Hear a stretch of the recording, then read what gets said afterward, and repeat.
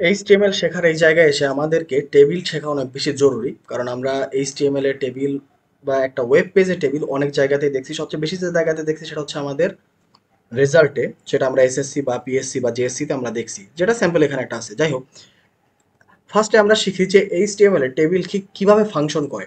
এখানে আমাদের কাছে একটা টেবিল আছে, যেখানে আমরা দেখতেছি এই টেবিলের মোট কয়টা রো আর কয়টা কলাম আছে। এখানে আমাদের রো আছে তিনটা, কলাম আছে তিনটা। বাম থেকে ডাইনে এটাকে রো বলে, আর উপর থেকে নিচে আমাদেরকে কলাম বলে। তো আমাদের উপরে একটা, দুইটা, তিনটা, চারটা, মোট চারটে রো আছে। আবার একটা, দুইটা, তিনটা কলাম আছে। এবার এইচটিএমএল এ টেবিল কাজ করে রো বরাবর, যেটাকে টেবিল রো বা টিআর দ্বারা আখ্যায়িত করা হয়। আর সেই রো এর মধ্যে যে এলিমেন্টগুলো আছে তাকে বলা হয় টেবিল ডাটা বা টিডি। এখানে ফার্স্ট নেম, লাস্ট নেম আর এজ হচ্ছে প্রথম রোয়ে থাকা তিনটে টেবিল ডাটা।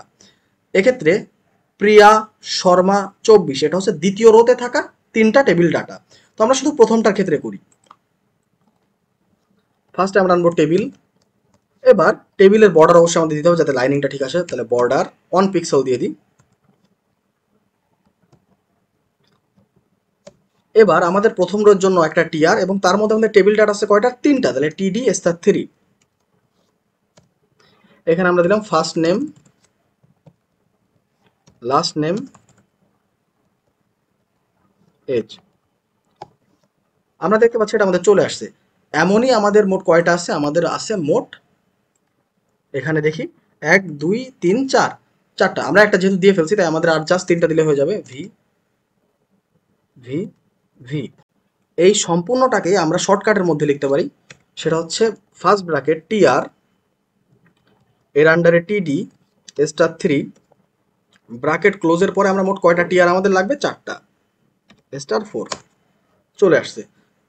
এটা আমরা নাম লিখে ফেলাই, অবশ্যই এটা দেখে লিখতেছি, তো আমি লেখার অংশটা এডিট করে কেটে দিচ্ছি। তো আমাদের লেখা শেষ, এবং এটাকে যদি আমরা সেভ করি তাহলে আমাদের এটা চলে আসছে। এখানে একটা ইনফরমেশন আমাদের জানা জরুরি, যে সাধারণত টেবিলের উপরে যেটা থাকে সেটাকে টেবিল হেডিং বা টিএইচ দ্বারা লেখা হয়, এবং এটাই স্ট্যান্ডার্ড লেখা। তাহলে আমরা যেটা করতে পারি সেটা হচ্ছে টিএইচ এবং স্টার 3। এখানে দিয়ে দিই first name, last name, age. Just এটা একটু বোল্ড হয়ে গেল, হুইচ ইজ গুড। এবার এখানে যেহেতু আমরা দুইটা এস দেখতেছি এবং সেই দুইটা এস সমান, আমরা পারি এই দুইটার বদলে এক জায়গায় করে লিখে দেওয়া। এই যে জিনিসটা, এটাকে বলা হয় রো স্প্যান। মেনলি কি, অবশ্যই প্রিয়া শর্মা 24 এই একটা রো, আর অরুণ সিং 24 এটা একটা রো। এই দুইটা রোকে আমরা একসাথে করে দেবো, যেটাকে বলা হয় রো স্প্যান। এবার খেয়াল করি আমরা ঠিক কত নম্বর রোতে কাজ করছি। আমরা 2 নম্বর ও 3 নম্বর রোতে নিয়ে কাজ করতেছি।